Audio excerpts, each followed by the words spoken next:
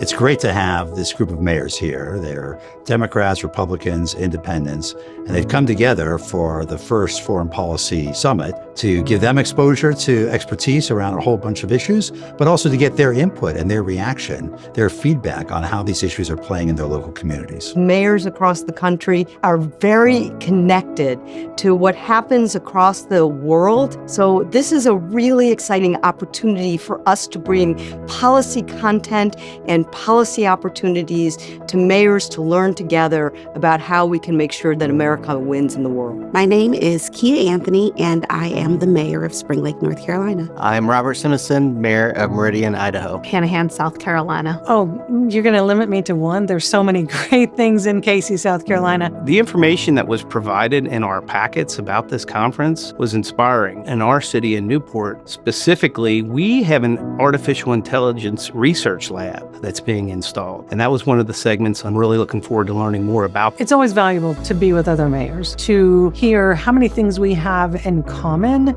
How do we make sure that people feel safe? How do we make sure that families are happy and thriving? There were a lot of concepts discussed, like when we were talking about importing, exporting.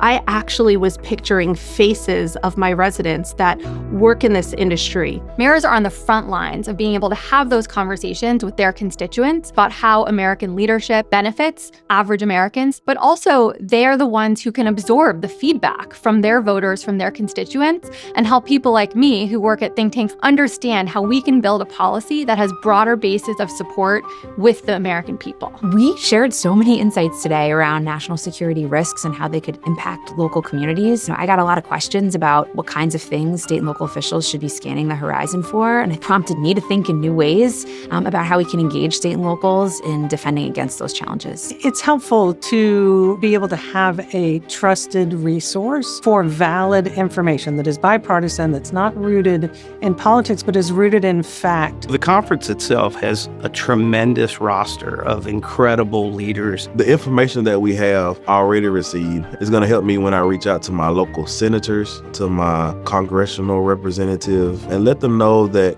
these things that sometimes in rural areas we forget about or don't want to bring up, but they matter on a national and a global level. Oftentimes, local towns and cities are overlooked on the grand scheme of things. So when you're bringing other mayors together with similar demographics or population sizes, it's a great time for them to share resources and network. The conversations that we've been having this week at the Mayor's Foreign Policy Summit enable us to be better able to legislate, to work across party lines, and to hopefully innovate in the way that we solve the problems that we see. And I'm proud to say that this week gave me optimism that there is a pathway, and the people who showed up seem to come with a real determination to learn, to listen, and to do something about it.